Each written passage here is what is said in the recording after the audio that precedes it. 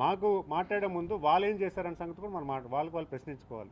వాళ్ళకి 5 ఏళ్ళు 20 వేలు వచ్చినట్టు కాలపరిమితంలో వాళ్ళు 15 సంవత్సరాలు ఈ జిల్లాకు మంత్రిగా వ్యవహరించారు.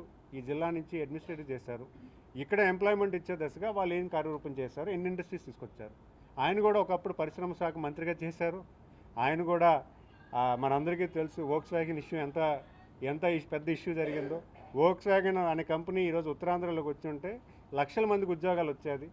ఆయన హయాంలో అది సరిగ్గా హ్యాండిల్ చేయకపోవడం వల్ల అది పక్క రాష్ట్రంకి వెళ్ళిపోయిన పరిస్థితి వచ్చింది.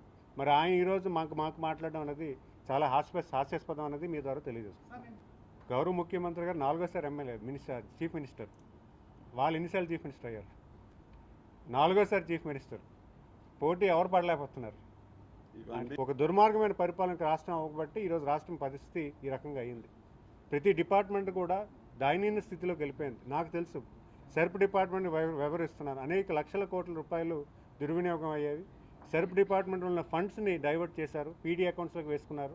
మరి శ్రీనిధి ఫండ్స్ని డైవర్ట్ చేశారు. ఇవన్నీ కూడా ఏ గవర్నమెంట్లో జరిగాయి? వాళ్ళ హయాంలో జరిగాయి. ఈ 18 నెలలు ఉన్నటువంటి ఈ ప్రభుత్వంలో ఒక రిమార్క్ చూపించండి. ప్రభుత్వ విధానాల్లో కానీ ప్రభుత్వం చేస్తున్నటువంటి పనితీరులో కానీ ఎక్కడా కూడా చాలా పారదర్శకంగా ప్రజల్లో నమ్మకాన్ని గెలుచుకునే దశగా ఉన్నతాధికారులు కూడా ప్రభుత్వం మీద ఒక నమ్మకం కలిసే దశగా ఈరోజు ప్రభుత్వం పనిచేస్తుంది.